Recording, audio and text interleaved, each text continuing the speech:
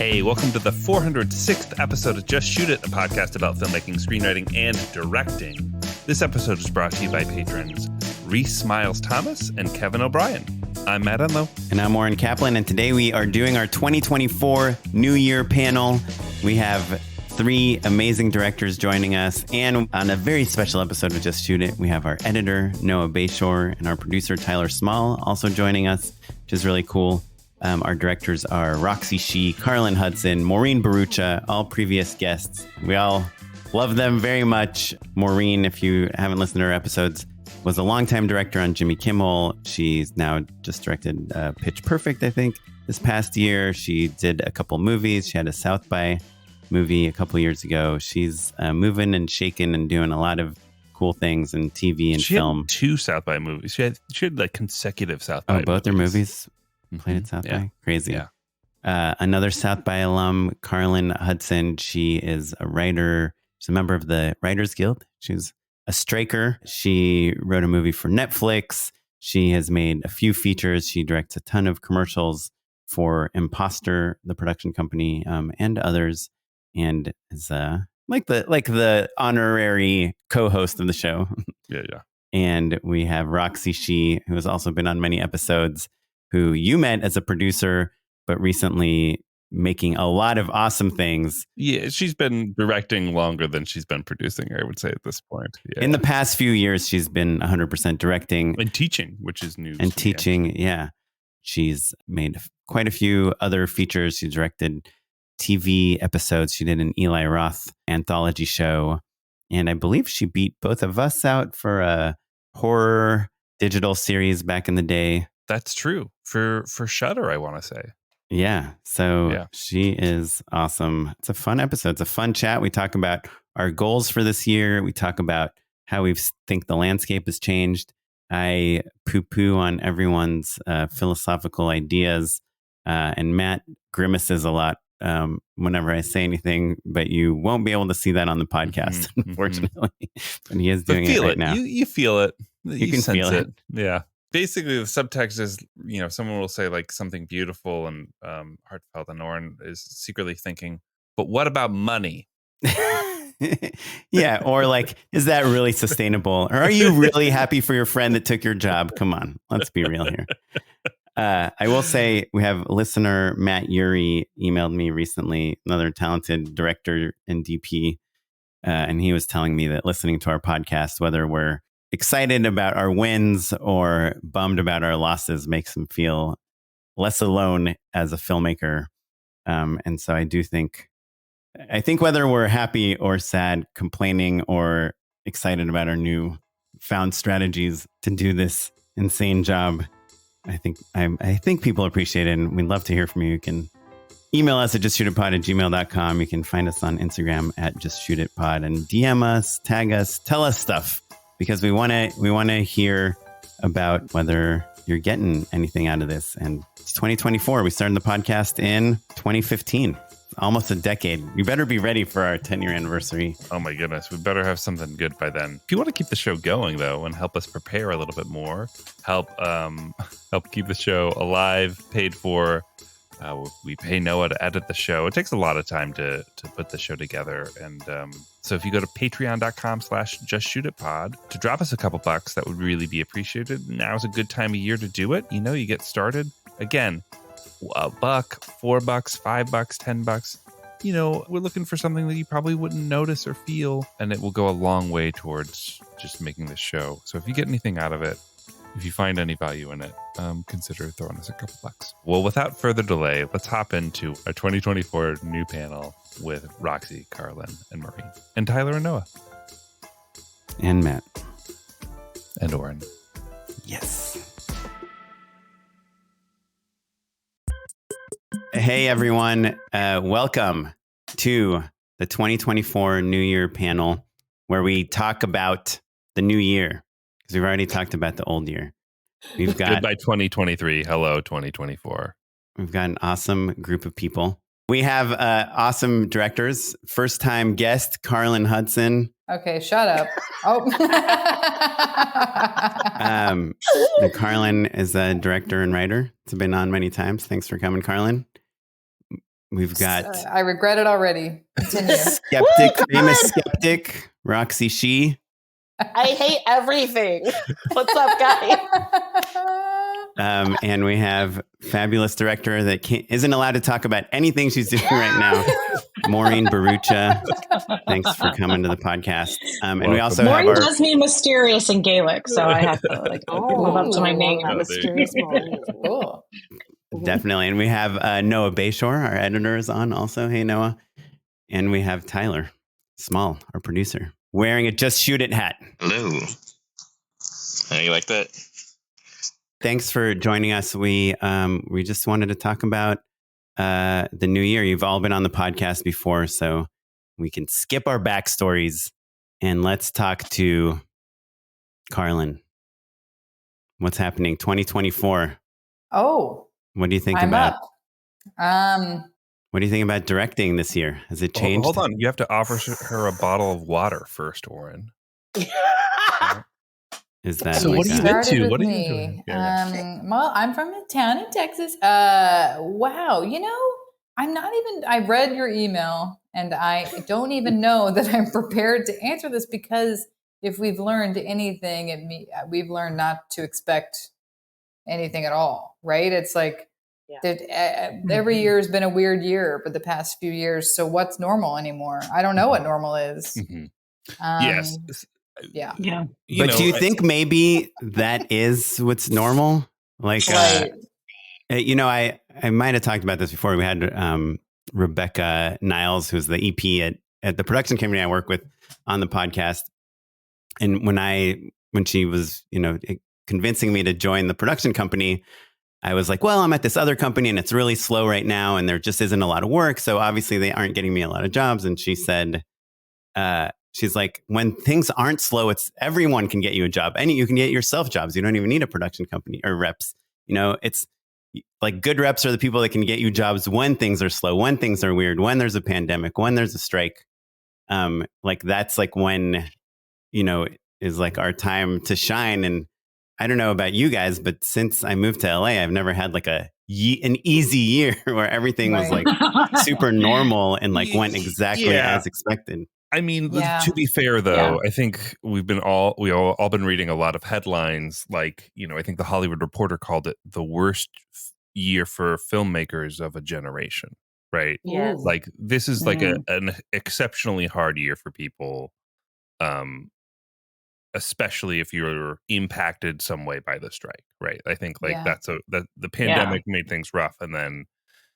So I'm trying to remember, like last year, were we thinking about the strike during this conversation? I don't think so. No. I don't think so. No, I think it was like November that like things were shutting down. So probably it was like end of the summer that the rumbles of like things it's going to be bad. Sure. Yeah. But also, wait, Carlyn, are you WGA? I forget. Yes, I am. So you're the only one of us that actually was in a striking union position.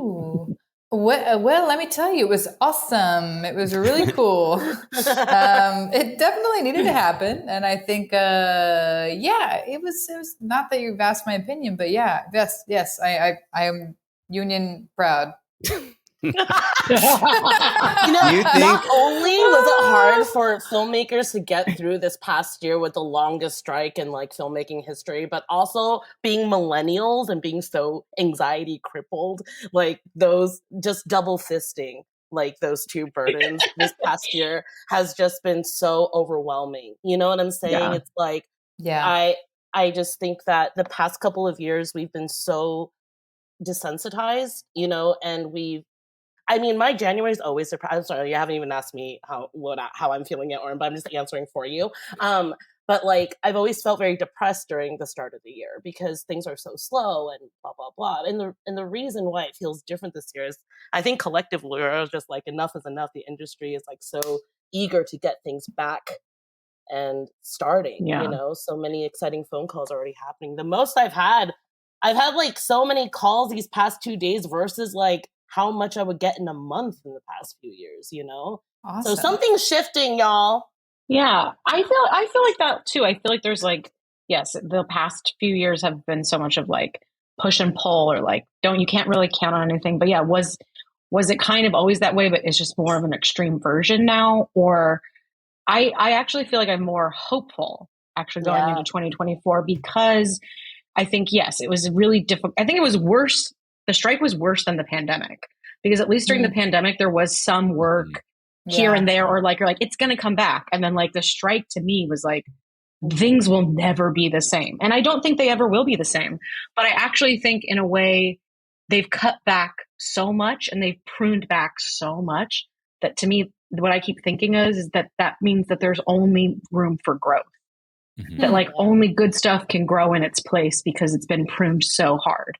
And so in some ways, I think maybe people that are like us and that are like listening to this podcast are the people that are going to thrive because I think, and when I say dinosaurs, I mean, you could be young or old and be a dinosaur, that mentality. I actually think that like coming out of the I keep calling it the pandemic, the strike. It kind of is the pandemic though, right? too. Yeah. I know. The hurricane. Yeah, is that I think actually people that can deliver things that look good on a lower budget, that can pivot, that can like think fast on their feet are going to be the ones to be successful.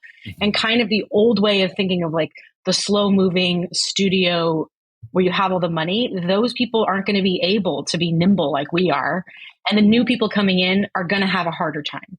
So I actually think this like middle area where people have more skills in more areas are actually going to be, maybe there's like a renaissance. That's what I am hopeful for.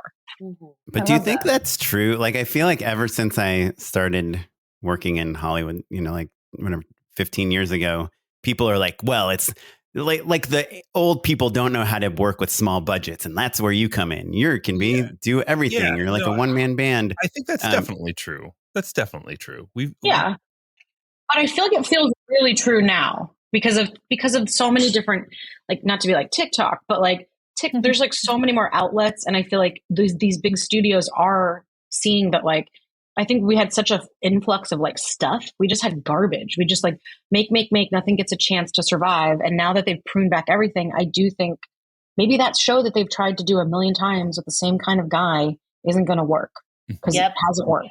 Right. So but like Vince Gilligan or Michael Bay or these people that are the ones that have the biggest budgets in the world, they're not going anywhere. It's not like they're the ones getting pruned. The people getting pruned are the people that are like getting one episode of TV a year, getting 2 commercials a year, getting. See, I think it's the people that are getting like 15 episodes of TV, because I've heard so many of that old school guard being like, I used to get 12 to 15 episodes a year. And you're like, dude, like, what about the generation below you that gets like a couple a year? Like, to put some of the fucking pie back. Like, so I think, you're always going to have those big tentpole guys. But even that, I think, is like showing that like you can't count on them to give you a hit either. No. The cavalry is not coming. The cavalry is not coming. I don't know. Like, I think it is the same old story, but something does feel different. I think there is a real shift.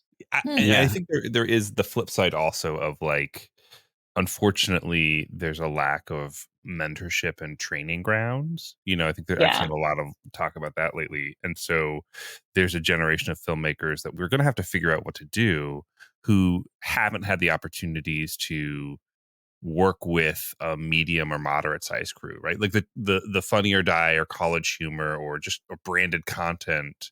Those places where you could first have a crew of like 10 or 15 people and like have a budget and have a client and like learn in a lower stakes environment. That stuff has gone away. And so I think that's the other part of the equilibrium swing. It's like that old guard, those dinosaurs can't operate. And the people who came up scrappy, I think can. And then if you're just like an incredible filmmaker on TikTok, you're left in a lurch because the act of filmmaking is running a small company as much as it is knowing where to put the camera. I also think like out the gate of this like strike, when I say dinosaurs, I don't mean age. I just mean like mentality of like how you shoot. I think they are going to get most of the jobs. I think you're seeing it now. There's still like a fight for like the couple jobs that are around. But if you look at like TV, for example, like there aren't a lot of shows that have been greenlit. So they're not like a lot of new shows. There are already shows that like went down during the strike or they were about to go into production. So you're seeing them still get the jobs at this moment. But I do think that like people will drop out. Like there's going to be those opportunities. I think it's going to be harder and it's going to be more competitive for a bit. But also, like, maybe I think it's going to be competitive in a good way, where it's like, we've seen that story a million times. What new thing are you bringing to the table? What new perspective? I think the things that like probably women and people of color have been told the whole time is like, well, what makes your perspective of, it's like, we're all in the same boat now.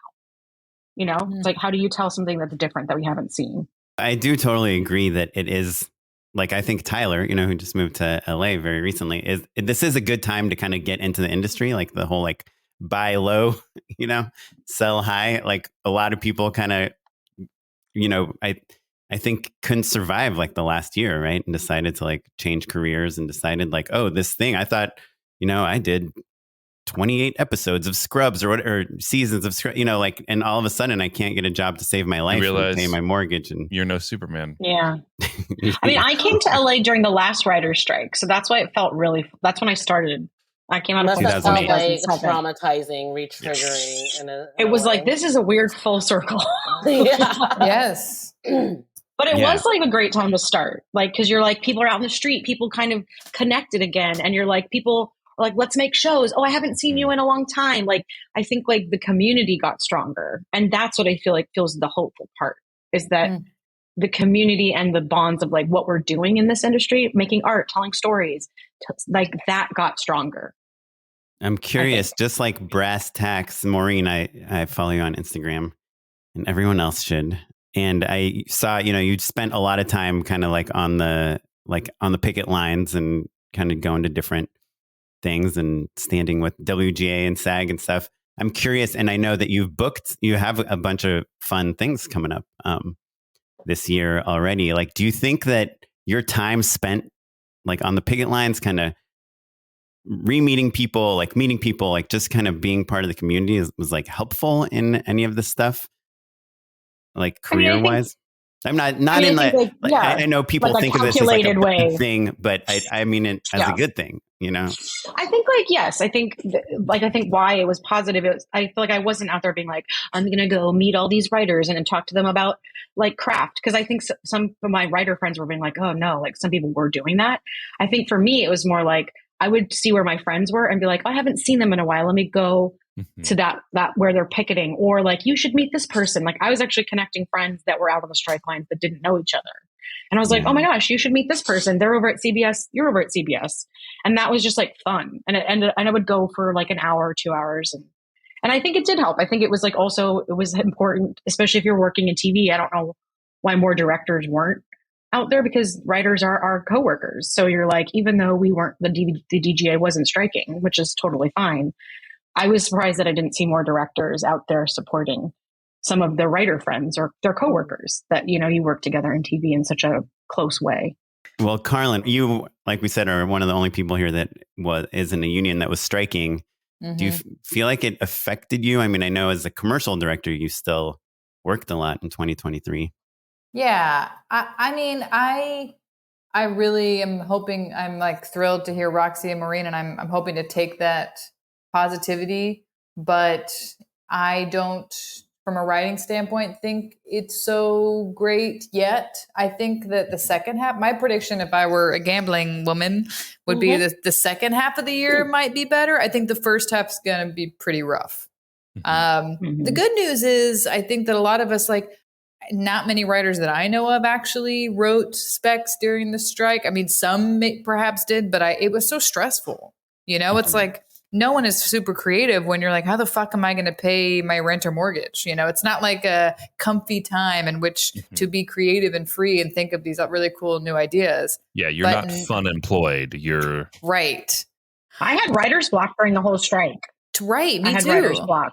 I eked out a shitty draft of something, which, you know, is at first as a vomit draft, but now I feel like I have some mental space to like dig back into a new project. So I don't know. Maybe other writers are doing the same. I know a few that are, but yeah, I think until April, May, I don't really know. They're just seeing where budgets are. I don't know. I'm not super, super positive, but I'm not like doom and gloom. I think like this is still $1 billion industry. Like there's still many millions of billions of people. You know, in 2024, money. $1 billion is actually pretty small. Right. So there's still demand I'm trying to for this manifest stuff. a billionaire so that I don't have to work anymore. So if any of you know one, A please. billionaire So set you up I with. want a billionaire so I get to work more. Yeah, sure. right. Yeah, there you go. Yeah, Okay, that's so- very different, Maureen. Yeah. Roxy Well, is working, but great. crocheting is it's just a different industry. It's a different deal. You know, as directors, we often are brought on later in the process, in the workflow, right? Like somebody has to pitch and sell and then develop and then get a pilot greenlit before we're involved. So, but there were a lot of think pieces about how we thought that everyone was going to write an incredible spec, and then as soon as the strike was over, everyone was going to sell everything, and there was going to be this glut of awesome new content, and that didn't happen, right? Yeah. And you know, people are pointing fingers every which way. It sounds like you've kind of internalized all that, and is it that you think that people are still, like you were saying before, figuring out budgets, or like walk us through that a little more? Yeah, I think newsflash, I'm not an economist, but I'm about to talk about the economy because I think that this is all financial advice. Okay, great. Oren has given me some bad financial advice, so do not listen to him. I told you to buy the Tesla. Okay, so I think what is happening in the economy and the box office and all of these things are coinciding with our industry having a contraction, right? So it's not like we're working in a vacuum. We're also in an economy that is recovering and that is doing better than people thought that it would. But it's like there's even though the economy is doing okay and inflation is down, we still have this feeling that things are terrible. And that feeling is also making its way into the executive suites. And so they're nervous. You know, we see this in commercials too. It's like, it's not like there's not actually money out there, but there's this hesitancy to spend it. And that's what I feel. In the same way that you're not an economist, none of the executives are either. Do you know what I mean? So it's all based on just a gut Also feeling. not creatives usually. Right. Yeah. So I'm hopeful that once sort of like the dust settles and like after Sundance, you know, we're always looking like what sells at Sundance, what sells at South, but you know, hopefully also, I don't know. I just think there's still like a little bit of people are dipping their toes back in the water, but they're slowly making their way back in, and it's going to be a slow process. Yeah. This is my perspective. Yeah. It feels like people are also like unsure about whether or not they want to commit, right? Like everyone's newly single and they don't want to get hitched right away, right? Totally. Yeah, we've all gotten a divorce. Yeah. Yeah. I mean, if you listen to The Town, the podcast, they're pretty much like, their view is like none of these companies make any money, you know? Like, I don't understand. It doesn't make any sense. Doesn't make any and sense. so, well, nobody has Netflix cable, is making money. Everyone's just But gambling. here's the thing. I do think like I'm hoping for that. Like we talk about this a lot at DGA stuff is like having windows come back. And I think you are seeing that happen. And that's how money will come back in, where it's like if shows have windows on certain platforms and they sell to other platforms, or if we have a theatrical and now you're seeing like, oh, there is a benefit to have it in a theater for a run. It's like, oh, wow, that old model worked. Like, Crazy. you know, having it go to syndication on another platform, like, oh my God, I can make money again. So I think you're slowly seeing that happen. And so that I think is a way to like bring back some of the industry and ways that the industry can make money off of creative things. Yeah. Do you guys, Noah and Tyler, do you guys go to the movie theater ever? Yeah, I had like those movie pass, and so I would go like once every 2 weeks. But you had movie pass like 3 years ago. It's back. No, it's back now. It's Oh, the AMC one. It's different. Or but it's AMC back, has one. AMC, yeah. I don't know how they make money on that thing. Me neither. Yeah. I'm going to the movie every week. I love it. Yeah, I think it's all concessions. Oh, you are, Carlyn? Yeah, I go to AMC all the time. I love AMC. Me too. Yeah. And what about you, Noah? I guess I'm asking because I feel like your generation doesn't really care to go to the movies that much. And like for me, it's a self-selecting group though. Like they work on you are wearing a hat that says PG-13 on it. Oh my God. That's cool. You know what actually makes me think of this too is like, again, the movie that I made, The Prank, is it finally got sold and it's going to get distribution. It's going to come out theatrically. But what's really kind of fun is I had gone to the John Waters exhibit. I don't know if anybody has gone to that in LACMA. It's so good. John Waters. But it was like, what it made me kind of remember was like, oh, back in the day, you're like, they had those event midnight movies, right? Like Pink Flamingos was that midnight movie, Eraserhead. And it's like, it was funny because right before I was like, gosh, we need to bring back those of like, that's kind of what Barbenheimer was, but it doesn't always have to be the big, huge studio movies. Yeah. And so I'm like, maybe there will be, and that's kind of how our movie sold, is to like a smaller place that does theatrical, fun event style theatrical releases. And so I kind of have, and it was, again, hope that maybe that's going to be, because people want to go to, even though we are streaming and we're on TikTok and we're on stuff, I think you're always going to want to do an event or like some experience, you know? Yeah. And so hopefully maybe movies can be more experiential. Yeah. Than just going to the mall and going to a movie on a Thursday night, you know? Yeah. So Noah, you do go to the movies? Yeah, I try to go a fair amount. Like we have like an AMC around here and it's like Celebration Cinema, and I'd go there for the A24 movies type stuff that like come out, and then like whatever kind of bigger blockbustery type of thing that seems decent. But we have like an art house theater in Grand Rapids here, and they like always do like niche, like kind of artsy older movies or like fun kind of movies like When Harry Met Sally and stuff. And I've been lately going to places like that. It's like more kind of, It's cool. it's cheaper, and there's like more of like a community of people that like care. It's not just like going to a movie theater on a Thursday. It's like everyone is around after and talks about it and stuff. I guess you guys ruined my theory, and or maybe Matt's right that this group of people happens to go to the movie. But I do think, like, I hear of filmmakers who have like teenage daughters that are like, oh, that movie's over 2 hours. There's no way I would go waste my time in the movie theater when I could be like hanging out with my friends or on YouTube or doing these. Like, I do think as a business and an industry, and yeah, of course, there's going to be like John Waters night and like a few thousand people will go see it. But like the Barbenheimers, like unless that it's all Barbenheimers, then it just seems hard to figure out. Well, yeah, financially. I think it could be a lower rent. I guess like what I was saying is like, that's not that it has to be John Waters, but I think that's, again, I think where I'm hopeful, because I feel like there's maybe this, again, it's going to be tough. I'm not saying, oh, it's going to just be like roses and everything's going to be great. But I do think because everything has been so cut back, that when we start to see these like original things that maybe is a midnight screening or is an event style movie, like you're saying A24 movies, like people are that, I wish there was more smaller movies that just did well, like in the old days where you're like, oh yeah, word of mouth got around about this one little movie playing at this art house, and then it got wider released, and it's not going to be streaming for like a couple months. Like you're not going to be like, oh, I'll just wait till next week when it's on a streamer, you know? Yeah. And if those movies only cost $10 to $20 million, and I, in theory, only need to make 50, 60 plus whatever they spend on marketing, you know? Yeah, I'm hopeful for that too. I mean, there's some Christine Vachon Killer Films interview where she seems to think that there's going to be a resurgence in these kind of like mid-level films. And I just hope she's right.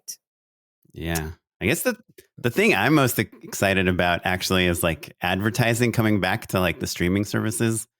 You know, Amazon Prime is going to have ads and like. Hold on. Can I just pause really quick? The thing that I'm most excited about is advertising. Well, for you're a commercial director, so we're all praying for cinema culture to come back, and Oren's like, well, no, because that Doritos commercial is coming my way. The baby. big picture is I want somebody to be paying for us to make this stuff. You can't make $100 million episodes of Game of Thrones reboots and not have somebody paying $6 a month for it. You know, like. Yeah. You need 100 million subscribers, you know, and now they have to subscribe to like 20 different services.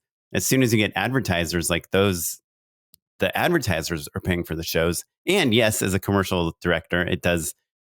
Yeah, I worry about commercials too. Like, you know, I think there was a time where it's like kids don't even know commercials, you know, like what that is. Now they're on YouTube. What? On YouTube? They're on YouTube. That's where kids like see where they ads see commercials. Yeah. From a business standpoint, I want, you know, Nestle and Pepsi to pay for my Game of Thrones. Yeah. And then it's not, you keep the onus isn't Game on of us. Thrones, right? Like, again, bringing up the profitable. Town, HBO was a profitable business that just got absorbed by streamer. Yeah. Sorry, Game of Thrones is a bad example, but, you know, some of these other shows that like these Arrow or whatever, some of these like shows that had a ton of viewers they're like, oh, now we can't sustain this very expensive show to make. But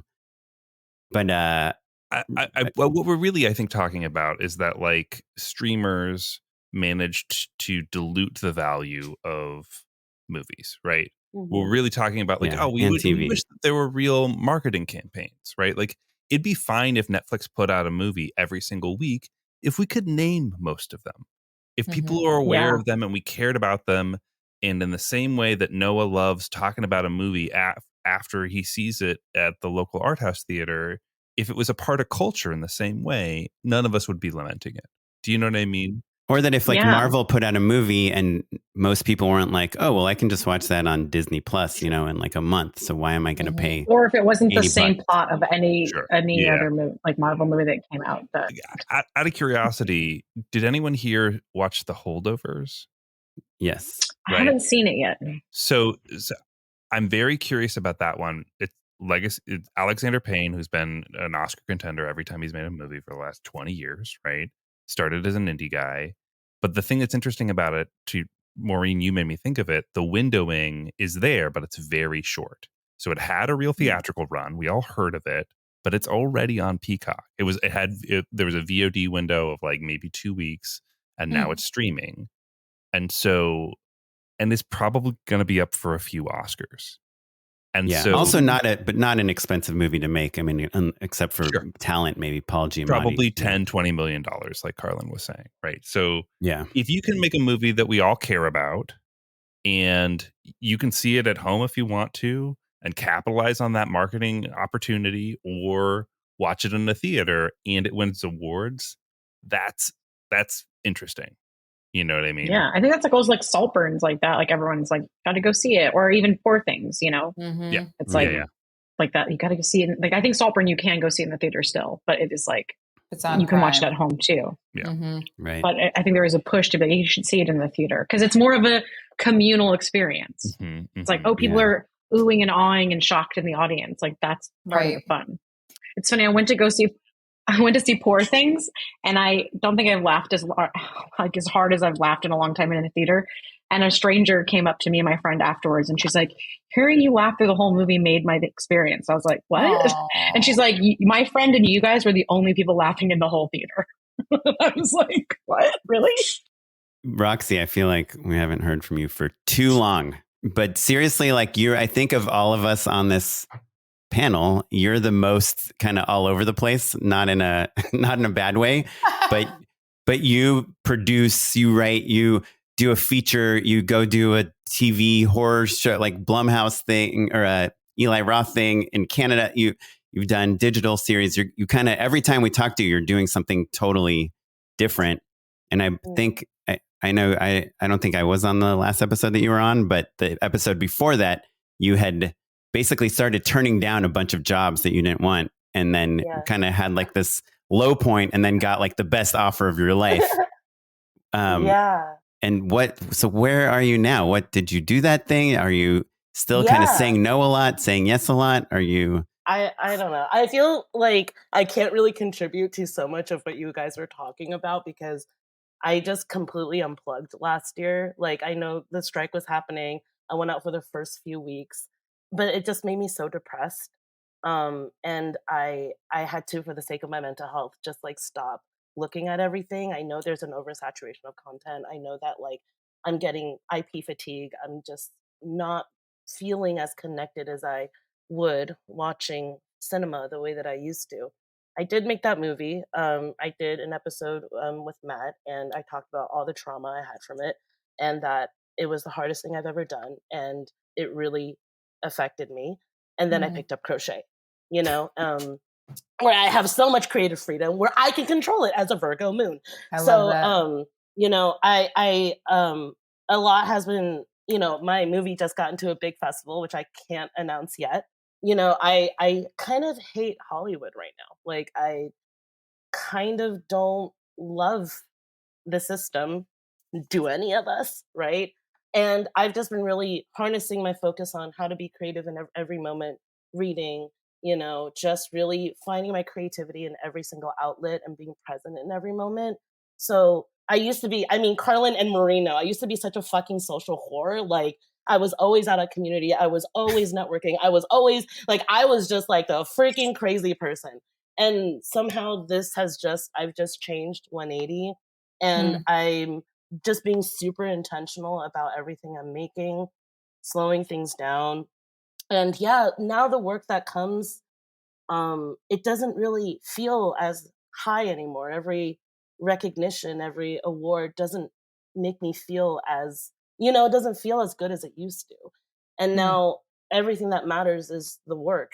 And so I'm sitting with that, I mean, yeah, I'm attached to a couple things. We've been having a ton of meetings and it's the usual same old hurry up and wait thing.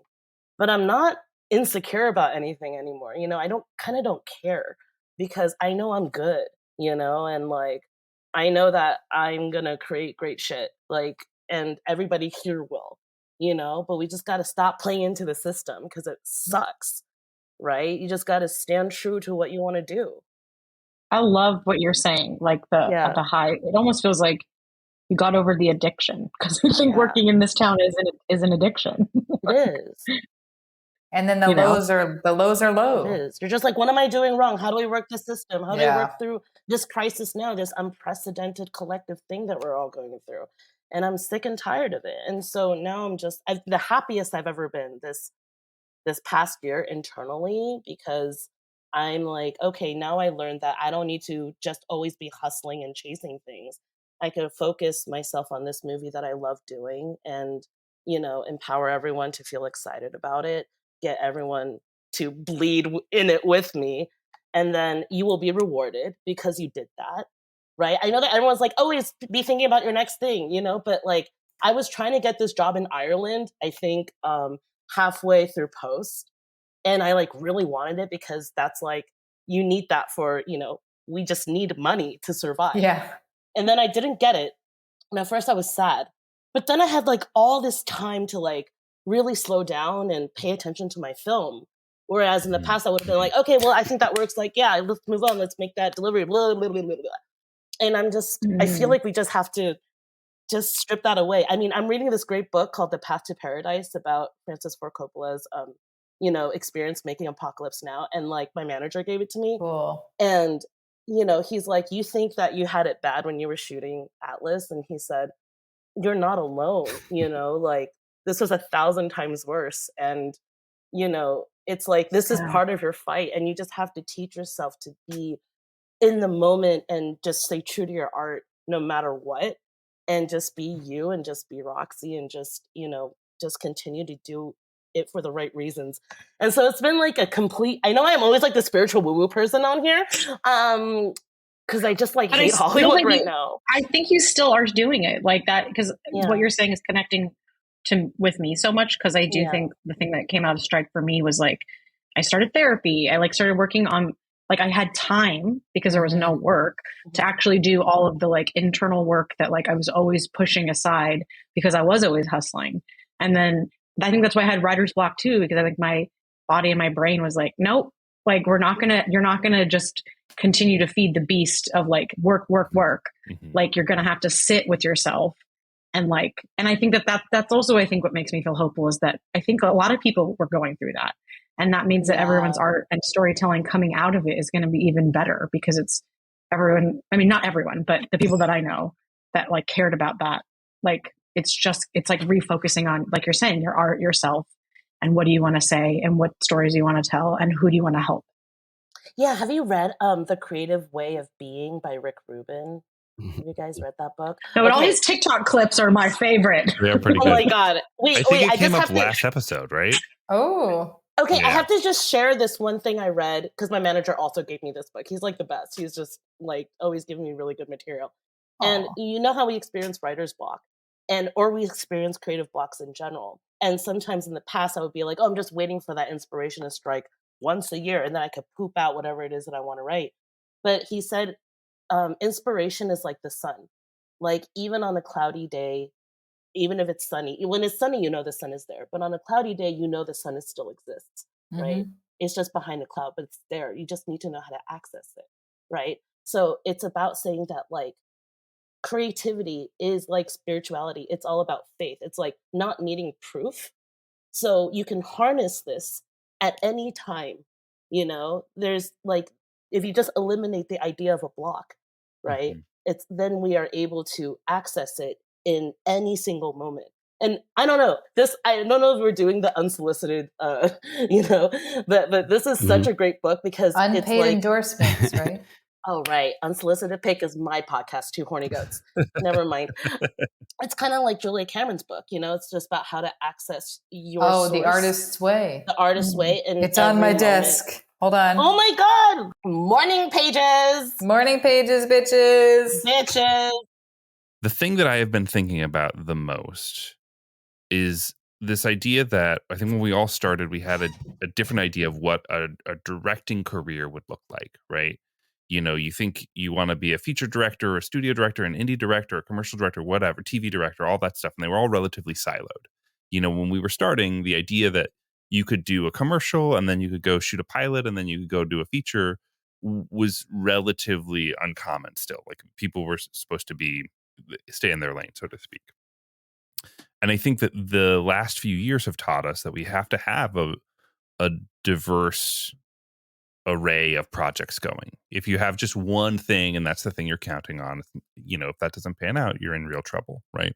Mm-hmm. And so it's good to have a diverse portfolio, so to speak.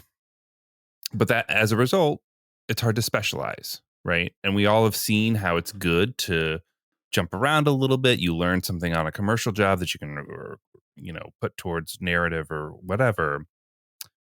What I'm asking you all is, what does a director's career look like now?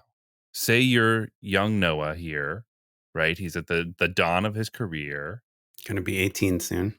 You get to watch those rated R films. In a couple years, I'll be able to drink. Finally. Wait, for real? No, I'm 26 years old. I was like, oh my God, what? I'm like, this is child labor illegal. law. Baby. This is illegal. But so like, what do you say to a young filmmaker or to yourself? Like, what expectations do you have for what you want your career to look like in this environment? I would say don't label yourself because I think once you say you want to become a director, all of these really high expectations naturally come to the forefront of your mind. It's like what you need to accomplish, these certain goals that you have to hit. And, I teach part-time at Art Center now, so I talk to a lot of students with a lot of that anxiety.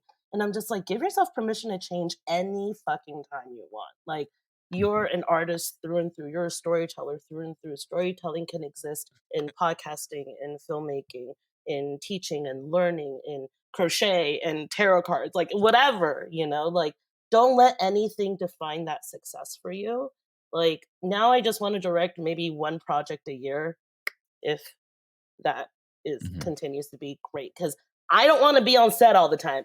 There, I said it. I'm tired, I'm old, okay? Like, I want to be a grandma, you know what I'm saying? Like, I want to contribute all these other parts of, and I never knew this could be what this looked like. Like, when my director friends and I used to chit-chat, I mean, when the film fatales, which is how I know Maureen and Carlyn, it's like, we're just like, how do we get the next thing? Like, what are we doing now? What are we working on? And it's just this high stress environment, when in reality, it's a privilege and it's beautiful, and if you let go of those expectations and you find that authenticity, things will happen much more organically for you. And if that's true, then things will happen, guaranteed. You don't have, the more you worry about it, the less it will come. Does that make sense? Yeah. It is interesting that you use the word privilege, because I totally agree with you that it is, like, filmmaking is a privilege. Like, none of us need to be making films. That, like, the world doesn't necessarily have to have, like, the world will be fine if none of us ever made another film, True. Yes. But it's a privilege that we get to work on these things and get to, like, make believe for a living. Individually, it is a privilege for all of us. I do want to push back on, I think somebody made the point during the pandemic of, like, what would any of us have done if there wasn't a TV show to watch, or there wasn't a movie to watch, or music to listen to, or a book to read, right? When the shit hits the fan, people need art, right? Yes. Yeah. And I'm not saying it's not important. I'm saying it's like, the Craig Mazin and John August always talk about, like, getting into being a successful Hollywood writer is like being a successful NFL player, like, odds wise, like how many people want to be in the NFL versus how many people get to do it. It's like, well, Yeah, it's like I had a conversation with a director, a female director that was transitioning out of, another department. Mhm. And talking to her was like talking to a younger version of myself, which is so fucking weird because she's like, I just got signed. I did my first TV movie. Like, why isn't this happening now? Like, if they get me in front of these like TV show execs, like I can show them I work harder than anyone else and I will do it better than anyone else. And I'm like, you don't know that. What makes you think that you're better than anyone else? You're not. Like that's a thing I had to learn was everyone is different and everyone is great and everyone has their own tool belt and resources. Even if you fight for it and you push and push and push, like that's not authenticity, right? And you're also not creating more room at the table. You are limiting it. You are pushing other people out, right? So if it's not me that's sitting here making this movie, it's going to be somebody else who looks like me, who has a different experience living in my skin and my hair color and my gender identity that's going to tell something different, but it's still very valid, So yeah, like it's just such a dog eat dog world in this industry, which is why I hate it right now. But I think like that is what I want to change, like that's not like, don't put yourself in the center of it. Like be honest, but use that instead. I totally agree with what Roxy's saying, but I guess I have a different prism which I look through that from, right? Is that it is a privilege, but also we're sitting in a place that we did go through all that stuff to get to where we are. So I think it's harder for somebody out of the gate to be like, I'm not going to label myself. I'm not going to like do all the things that I need to do to like do the work to find out what kinds of stories and what I need to tell. And then the other part of that is we make the culture. So I want to change things because we make the fucking culture. And look at all the culture that has fucked us up because certain people were the only ones getting to make the culture that we all eat and consume and believe. And that this is who a hero is. This is who this is the love interest. This is what this person looks like. And if there aren't more people at the table, again, telling stories from different vantage points and prisms, that's how the culture stays the same. And so I think we need all kinds of fighters. We need people outside the system. We need people within the system. We need people that are like, I'm an artist, you can't box me. And there are people that play the game, but like, and so to me, I think when I would give advice and it's funny, somebody just asked me this at like a party. They were like, came over and they're like, I want to get in an industry. And I was like, they kind of wanted to do too many things. They were like, well, I kind of want to be an actor and I want to be a writer, but I want to direct. And I'm like, this is totally fine to not know, but like, you got to figure that out. Like, he's like, I do make content. I was like, okay, do you want to be a content creator? Do you want to be a storyteller? Like, there are so many things. And so if you're just using like I make content, I'm like, no, I'm telling you to tell stories. Like it was, so I'm like, I think you have to figure out, what do you want to give? Yeah. And you have to figure out like, for me, I think we're all the same where we all have done so many things. And so often when people would meet me, be like, I'm so confused by you. You like did Jimmy Kimmel shorts. You do magical realist cupcake things. You do Lifetime thriller movies. Like, what are you doing? Or like, and then it's only now where I'm like, okay, I come from a weird mixed family. It's like Irish Catholic, Indian Pakistani Muslim. I put things that don't go together and tonally make them work. Like, so I was figuring out like, why am I drawn to all these different things? How do I make that work? And so now it's like easier for me to be like, I did this and this, but the through line is me. And what do I bring to the table? And so I think that's what I think is important, is to just make stuff and figure out what you're trying to say. And make room for others, because I hate the competitiveness, like it's horrid. Yeah, there's room for everybody. Like truly. True. But sometimes some people have to put some of that fucking pie back. Yeah. Because you got to the party early and you took all the pie. And so don't get all upset. Like, I think what our podcast is about, or at least what it's been about the last 3 years, is like, how do we make this thing that we're so privileged to get to do and so lucky to get to do? And like Maureen is saying, it's fought so hard to get into the room and battled like the trends and did the labels and no labels, and we do everything and we do nothing, and saying no to everything and then saying yes to everything. Like, how do we mix this privilege of this career, of this of directing, with making a career out of it? With like Carlyn, you got married and bought a house this year. Matt bought a house and had a baby last year. Like, it's, when at some point, and the reason I think it's fun having like Noah and Tyler on is because they are really young, and they aren't as tied down to these things. Like Noah could go to Brazil to shoot something for 2 months tomorrow if you needed to. And I don't think that I could. Do it. Spirit of adventure. Good for you, kid. Sure. I mean, is it a young person's maybe. game because it is a privilege, and at some point you realize like you're done hustling and competing, and you don't want to fight for the piece of the pie like every week? Or is there a way to just be happy and like 20 years from now, can you see yourself doing the same thing you're doing this year as a director and being like equally happy? I see nods from Carlyn and Maureen. I think yes. I just hope I'm making a little bit more money doing it. Right. But how does that square with like the pie? You know? Maureen, I was thinking about, sorry, you go ahead. Oh, no, go ahead. Sorry. I was thinking about the thing you said about the pie, and I've been wondering about that too. And I'm just, so in commercials during the strike, it happened to me. I'm assuming it happened to Oren and other people. Like I specifically, I can say this, I was up for some job, and then they called me and they said, actually, Adam McKay is going to direct it. And I was like, are you fucking kidding me?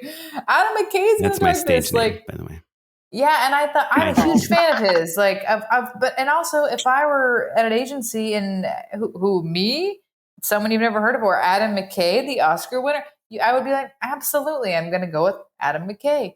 But then again, on the flip side, like I said yes to a social media directing job at the end of last month, which is kind of below me, but I have a mortgage, and I don't know, and I'm like, did I take it's just complicated. And I'm like, there are some commercial directors that I know of that actually have helped bring up other like young people of color and women, like, and will co-direct with them and then let them take the credit. And that, there are ways in commercials that I've seen this happen. It's rare.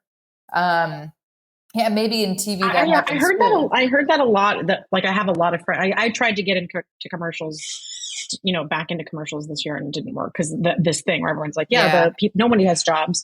I mean, here's the thing. I hope that in 20 years, if I'm at that level, I don't need it. And if it's feast or famine and there's a famine, I would hope that like, if I'm at a certain level, making a certain amount of money, that I would recognize that there are people that there's a famine. Yeah. And that I would maybe just pull back on my stuff. And I think this too, like right now, I'm like, I'm not going to name names, but I'm like, sometimes these big, huge directors, they're doing these huge, big budget movies. If I get to that place, I hope that like, if I get a budget of like, whatever, 250 million, I'm like, can we just allocate 5 million for like a fun, cool filmmaker? Because you're going to make my movie regardless. So I need to leverage that for other people. So I think it is like, how much is enough for you? I don't know. Right. Like some people are like, I want it all forever.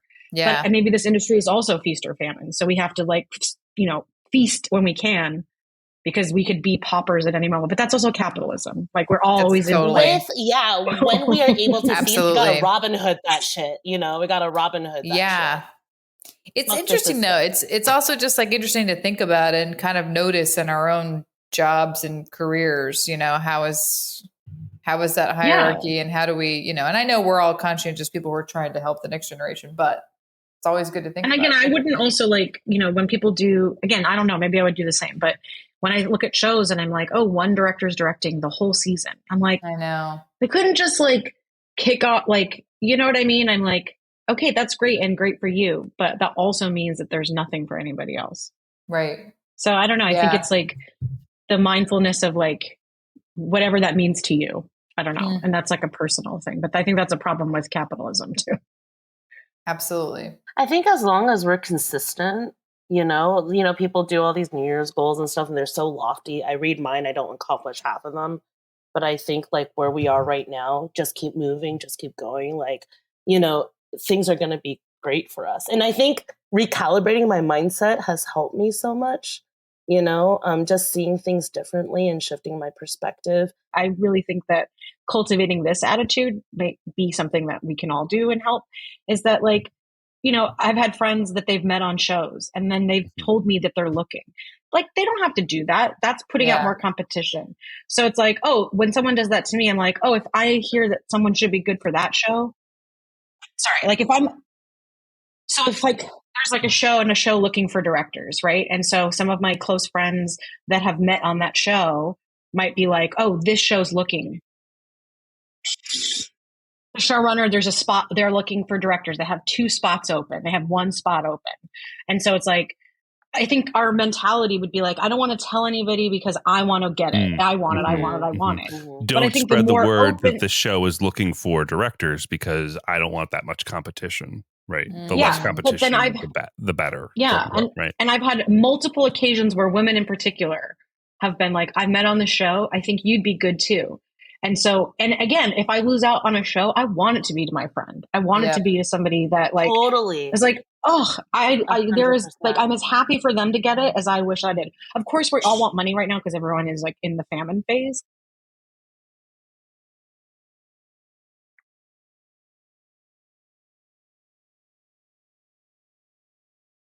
They deserve it. They're the right person for the part. Here's the thing that happened with a show that yeah. Like, I can't name the show, but this happened. I was like, I really wanted this one show. And a friend of mine was also up for it. And I was like, you know what? You haven't done episodes of TV. And I was like, she got a meeting and I didn't. And I was like, damn it. But she's like, we have any advice? And I immediately was like, here's what I would do. Like, I would say this. I hope you get it. Like, and I was bummed I didn't get a meeting, but I was so happy that she did. And again, I'm like, I need a job. How do you get a meeting if you've never directed episodic? Tell me the secret. She had a movie. She had a movie. And so like the movie is like kind of buzzy. And so it's even with that, it's hard to get an episode of TV. And in the end, she got the episode and I hadn't heard that I got one yet. And I was like, I'm so happy for you. And I truly was. I was like, you know what? Like, she has never gotten an episode of TV. Like, she deserves it. Like, she deserves it as much as I do. I'm bummed that I didn't get it, but she got it. And I'm truly actually happy for her. In the end, I also got an episode. But I'm like, oh my God, I'm so glad that I didn't like withhold information or like be bitter about it or be like, well, if I'm not getting it, I don't want you to have it. Like, I think just that mindset makes it easier for the, like when you don't get stuff, especially if it's like people that you love and you know in this industry that are good people that deserve it. Yeah. You know, it's like different when you get people that you think are sucky and don't deserve it. You're like, you know, fuck them. But yeah, that's like in like, you wanted to have justice, you know, it's like every choice, like if someone's telling a certain story, like I also had a very similar experience this past year where I really wanted this movie and I was fighting so hard to get into the room. And I was like, why haven't they called me? Like, why have I not been given the script for this movie? Right. I fought so fucking hard. And like, this movie just needs to be directed by an Asian woman. And the announcement is that it's not, you know, and it just created like this flurry of just reactions from our community. Right. And then I'm just like, it's so unjust. Like when it's a situation like that and you're just like, how can they make a decision like this? You know what I'm saying? That really makes me feel my blood boils. And I'm like working on my jealousy and working on my bitterness, you know, because these are natural feelings that you get because we're human, you know. But I agree with Maureen. Sure. Like, you want to create that space and we're here to help each other and to love each other and to support each other, because if it's not that, then we're not doing the work. You know what I'm saying? Because it's about all of us, right? Again, and I want to lose out to people that I love rather than people that I hate. Exactly. Yeah. Can we each just go through just one kind of specific-ish goal for 2024? Something that we want? I can start if that... Yeah, go ahead, Oren. Go ahead. Hit it, Kaplan. Take it. So I really, really, really want to make some sort of inroads to TV. It's something that like I've been wanting to, you know, work in TV forever. I've done episodic stuff, digital series, Go 90 shows, all the things. I've worked with, you know, many actors and crew sizes and everything. My wife is an actor, has been in a lot of TV shows. Like I feel like from a skill, technical, like personality, tonal level, like everything, I'm ready. But you know, we talk about like when we talked about privilege, like I don't know why I would deserve it over anyone else, but I really want it, you know? And so my goal for this year, you know, it's already January 4th. So I would love to get an episode of TV. I think that's a little ambitious, but I would at least like to make some inroads with, you know, I applied to this DGA mentorship program. We'll see for TV. We'll see if I still haven't heard anything. Other than I have like a scripted podcast that hopefully, if it's made this year for Audible, can maybe, if it gets any traction, can turn into a TV show. But I really want to like put out like figure out some way into making TV. Ideally, it's getting an episode of a show that already exists, because that seems like the shortest path. But that's kind of my goal.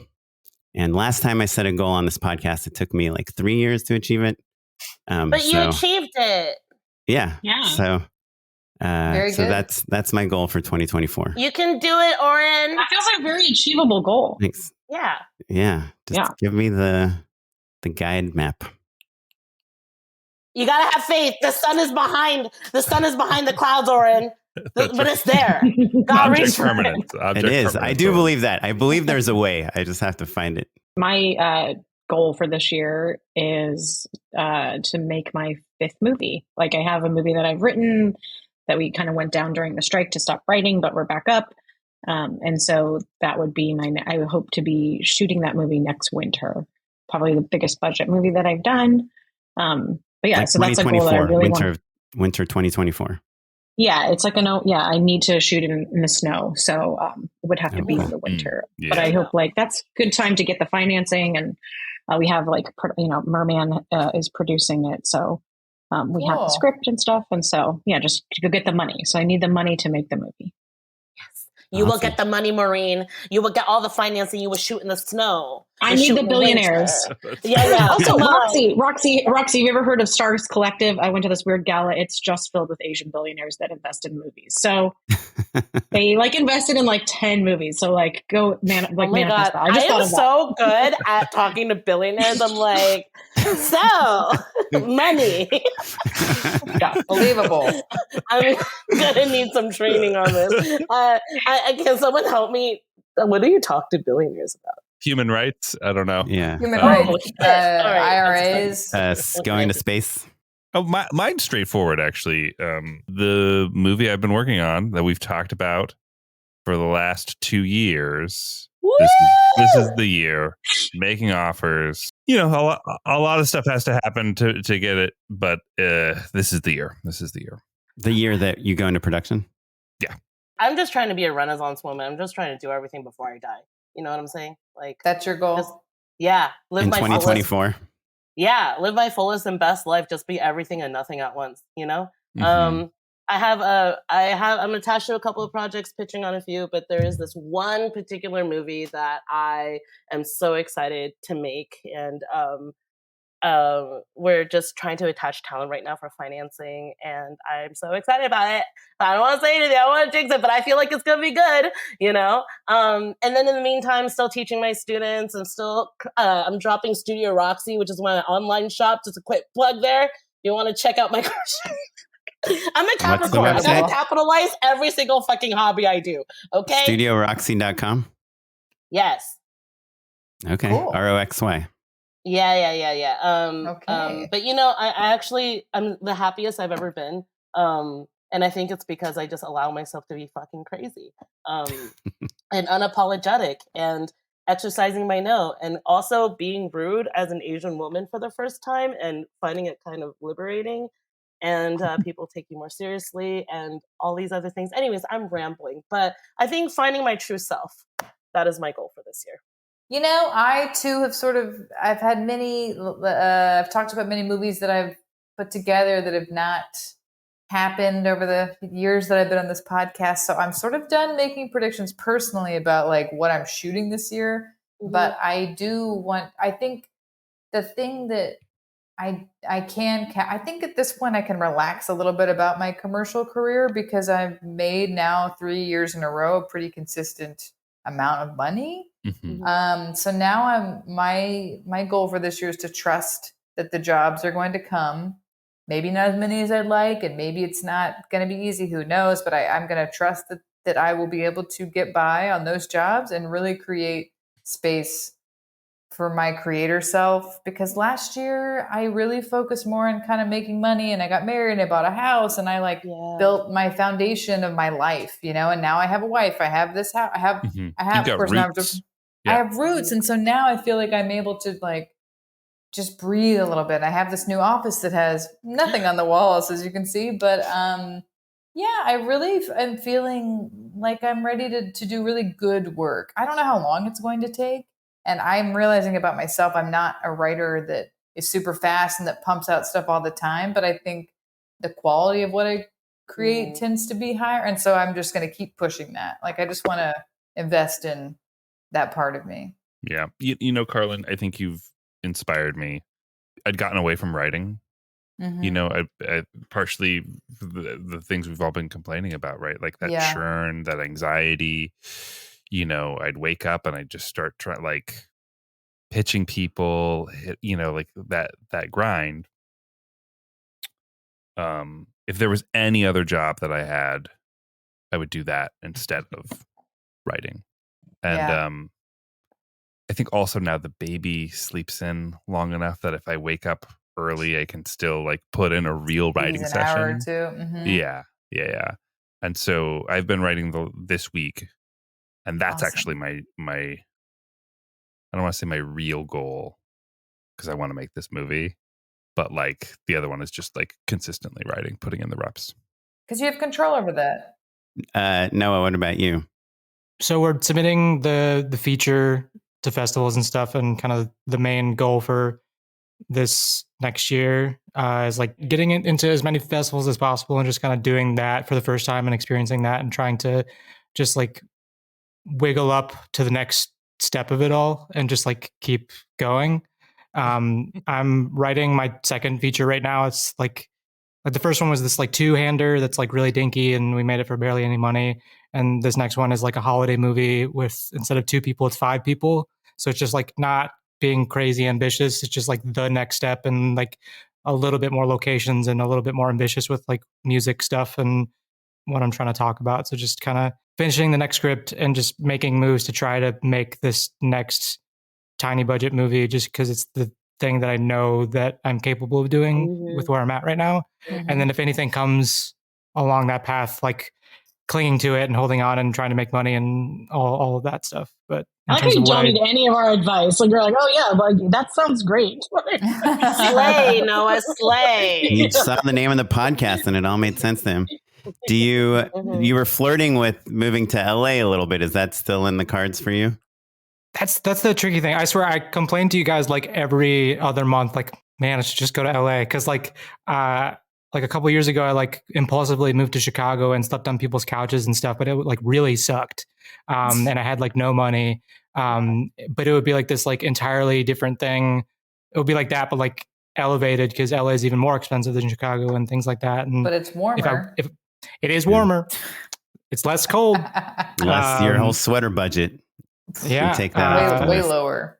But it's kind of like a we'll see thing. It's definitely something I really want to do, but if I'm going to do it, I want to do it smartly and safely, and with like a chunk of money to make sure that I'm okay. And like, I have like a good support system here, and kind of like a solid crew kind of situation where like, if we wanted to make something in like 3 weeks or like a couple months, everyone would be down. It's just like figuring out the money of it all, and we could do another thing like we did with this first one.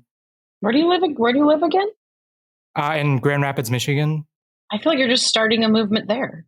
Yeah, it's like I teeter-totter on it a lot, but it feels like the energy is kind of, that's what's going on, and trying to stick to this like weird Duplassism mindset of just like really just trying to, dig your foot in the dirt and just be like, this is where I'm planting my treehouse. We're gonna figure it out. Yes. Like we'll build a treehouse over here and just kind of figure it out or something. Revolutionary Noah. Well, that's great. Yeah, I mean, LA is, we like it just because it's where people try to take this hobby of filmmaking and turn it into a career. Tyler, what about you? Yeah, I'd say my goals this year. I mean, I just moved here a month ago, and I've just been like trying to meet as many people and like make friends. So I want to finish a feature script, which I've never done before. Like I've never really gone into writing. I did it in college and haven't done it since. And direct some sketch comedy is kind of my goal. And Oh, cool. moving here, like I made some friends that like were like, oh, we should do some such comedy stuff. So no, you should. Oh, I don't know. Well, awesome. Do you all have a few more minutes just to do some unpaid endorsements with us? Roxy, this will be totally unsolicited. That's right. No, wait, I have to get the book. Unpaid endorsement. My unpaid endorsement is Ted Hope, indie film producer who ran Amazon, their film division for a long while, and made it. But like he's the one who brought all of the kind of classic 90s directors over to Amazon to make those movies when they were first launching. Anyway, he has a Substack and a book called Hope for Film, but also his Substack is called Hope for Film. Like I said, Ted Hope, and he's got This List Will Change Your Life. It's a list of 130 easy steps to make your life better as a filmmaker or any creative professional. And it's filled with all sorts of just insight he's gathered over his career. Things like, listen before you speak. All hierarchies are false. Number 3, keep the good ones close. Little maxims. It's a good way to start the year, just kind of reminding yourself of all of these tiny little lessons that he's picked up along the way that specifically are about being creative. And I think maybe kind of ties up a lot of what we were talking about. Staying grounded, opening yourself up to artistic opportunities, all of that. So Okay, so this is a brand new book. It just came out last year, 2023. Sam Watson's book, The Path to Paradise, which chronicles what I said earlier about Francis Ford Coppola's Making of Apocalypse Now. And I think it has so much to do with what we're saying today, especially like Maureen, you were talking about like how we can reinvent like Hollywood and bring back art into cinema and like into filmmakers. Like this book chronicles so much of that. And it's actually really moving to read because Sam Watson is like such a beautiful storyteller and the way that he tells like Coppola's story and like what he went through. And it's just to tell you that like filmmaking, even at its hardest, is worth it. I'm laughing because I wanted to quit. You know, like, but It sounds this beautiful. just goes to show you are not alone. So no matter if you're making a $500 feature or if you're making a $250 million feature, you're going to have challenges and you're going to have unprecedented shit happen to you. But like, I just find it very inspirational to read. Sold. I'm going to get it. Get it. And then Yeah, me too. Let's have a book Yeah. club. Let's discuss it. And then we could crochet. Yes. Okay. Yeah. Okay. I will watch you crochet. Okay. Mine is a sort of illegal. That's a really good way to start. Is it about fighting your traffic ticket? Is it about Noah being 17? Yes. It's about Noah's youth. Yeah. Let's buy him cigarettes. I didn't really think of a good one, but I'm just going to say something that has changed my life over the past 2 years, and that's psychedelics. Sorry. I know it sounds like a totally bananas in Los Angeles. And I'm not talking about just like doing them with your friends, like at a party, but like with a guide and with a group. And it's really like nothing has changed my mind more in a really beautiful, my cat is back there now, in a beautiful way. It's like In a physical. yeah, I love to talk about this. Unfortunately, plant medicine. Here we go. Let's get into it. Describe the differences between the like, we're partying with your friends, we're all going to go see a movie or we're going to go to a concert or whatever. Like the thing that people are probably pretty familiar with. Yeah, I mean, there's a whole group of underground. It's only. I really think this is going to be legal pretty soon. To be honest, like the studies that they're doing, Noah's nodding his head. I'm curious. I'm down. Nothing has changed my mind more in a really beautiful. My cat is back there now in a beautiful way. It's like, yeah, I love to talk about this. Unfortunately, plant medicine.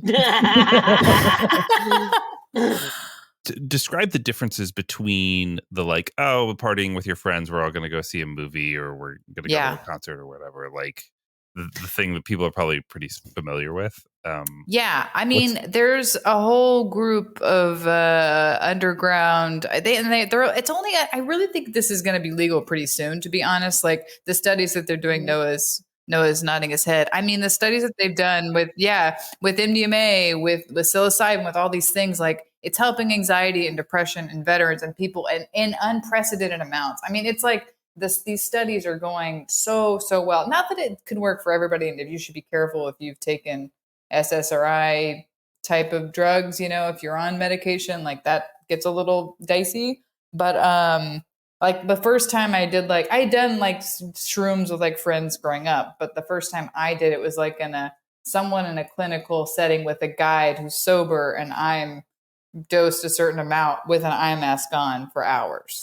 So it's like a therapy. So it's like set and setting is really expensive.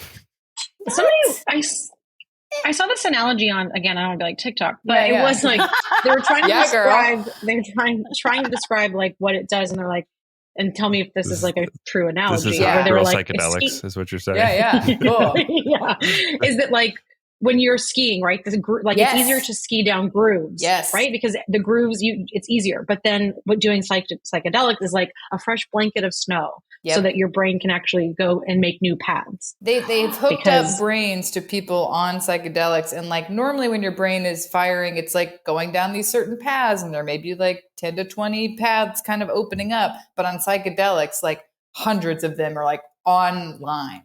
And you're creating hundreds of new neural pathways. Yes, that's right. So it does. That's how it helps you get out of like depression, anxiety, and trauma. Is like the grooves of your brain. Exactly, you're creating new grooves. We all need this. We do. Like this is that. I'm like, look, I know I'm like woo woo California these days, but about it. But it really, it's really changed my life in a way that like I'm just so much more present and satisfied than I used to be. And so, wait, is this covered by insurance? No, Oren. No. She said it was illegal. Technically illegal. Yeah, many things nowadays, unfortunately, that are illegal are covered by insurance. That's true. Yeah. Anyways, people can message me if they actually want to talk about this on Instagram. I want to go do it. Okay, that sounds fun. How much does it cost? Well, it costs not that much. Like, it depends what sort of setting. Like less than $200? I think if you're doing it with friends, less than $200. But if you're paying how much is this guide person? You're also paying people for your time, and it's like a 6 to 8 hour thing. 6 hours. I don't mind paying someone to like actually guide me through that. Right. That's where you spend the money. At least for the first time. I can't even watch Killers of the Flower Moon. It's so long. You need a guide for that too. 3.5 hours. Time is not the same when you're on sort of psychedelic. Time is a different thing. You won't be bored. Okay. Sure. Okay, Maureen, what's your hopefully more legal and more affordable Maybe mine ties into both Roxy's and Carlyn's. I can't wait. I think I'm just trying to think of like, what do I want to endorse? But I actually feel like in the spirit of also the anti-capitalism, but still artistic is, I don't know if everybody's watched I'm a Virgo yet, but I feel like that Boots Riley series blew my mind. It's like anti-capitalist. It's for Amazon. It's so creatively amazing. It's all forced perspective shit. Like it just really like inspired me in a way that I haven't seen many things lately that even like his movie, like even the movie that he did, I'm Sorry to Bother You, I liked, but I like this TV show much better because I think it's structured and it's just really, really creative. Tyler or Noah, who wants to go next? I could go if you want, Tyler, or if you want. I would love for you to go. Yeah. Okay, cool. This is Noah speaking, by the way. Yeah, I'm speaking. Hi, it's Noah. I'm the editor of the show. My unpaid endorsement is a silly one. I am endorsing High School Musical. The original? That's awesome. The original one. The channel movie. Yeah. The first you know one. who's directed I by? don't see that All coming. in this together. I know the choreography. Yeah. I forgot the name of the dude, but like he directed like all Kenny three of them. Ortega. Kenny Kenny Ortega. Did the Ortega. Michael Jackson documentary. I don't know much about him, but he just seems like a badass because I guess he also like choreographed like those movies too. Dirty He Dancing. used to be a dancer. Yeah, He's it's a like- legend. Hocus Pocus. He directed Hocus Pocus. Yeah. And he directed the Descendants movies and the Zombies movies, if you guys watch Disney Is Channel. that true? Okay. I haven't seen those. But Yeah, his me career is and- still blooming. good for him. He's Hell really yeah. going to skyrocket soon. Yeah, Yeah. totally. He should give us some of that pie. Yeah, hello, pie time. I love some High School Musical pie. Yeah, like me and my friend Jessie Carl, who's like the lead actress in like the movie that I did. We've been like watching like movies from like our childhoods and stuff. And like High School Musical is one of those like movies that's not like a, you know, an art house movie that you tell all your film friends at film school that, oh, this is a movie that made me want to make movies. Like High School Musical is like the real answer. Along with like other superhero stuff or whatever, where it's like you're like a little kid and it made you like excited about like watching movies and stuff. So the unpaid endorsement is like High School Musical, but it's also like go back and watch like these like little kid movies that like you watch as like a kid that like made you excited about movies. If you've had like 5+ years of separation on them, I think it's like fun to go back and watch them with like a new lens. I think it was a really fun time, and they're really like sincere and just like campy, but just like really fun, really good movies. I like that you had that because I just did that with Flight of the Navigator. I'm like, this is fucking dark. But you're right. It's nice to go back and be like, this movie influenced me. Yeah. Spending time with your inner child. That's like, right. That was kind of the mindset behind it. Is that getting back to your inner child. Yeah. I mean, Noah's pretty young. Barbie is one of the movies from his childhood also. Damn. Wow. Boom, roasted. Man. Tyler, 1 year older than Noah. Yeah. Man, listen to all these has changed mine. In the psychedelics realm, everyone should watch Fantastic Fungi. It's oh my it's god, so good. yes, That's a so good documentary. Fascinating. Big into mushrooms. Yes. It's I don't know. You guys, you maybe lost me. I don't know. It's very insightful. This is feeling like very like junior high stoner science fair project. What's now. wrong with that, You dude? guys should listen to the lava. Get a lava lamp. Absolutely. Yes. Get a fucking lava lamp. Let's reorder some lava lamps again. Doug Guru's so delivered to natural. us. Okay, Fantastic Fungi, for the record, doesn't really touch on psilocybin mushrooms. It touches on just sort of like the magic of mushrooms in general and how they have neural networks and they talk to trees. Like mushrooms are really Yeah, cool. we saw Last of Us. We get it, okay? Okay. Yeah, you're right. That was The Last of Us.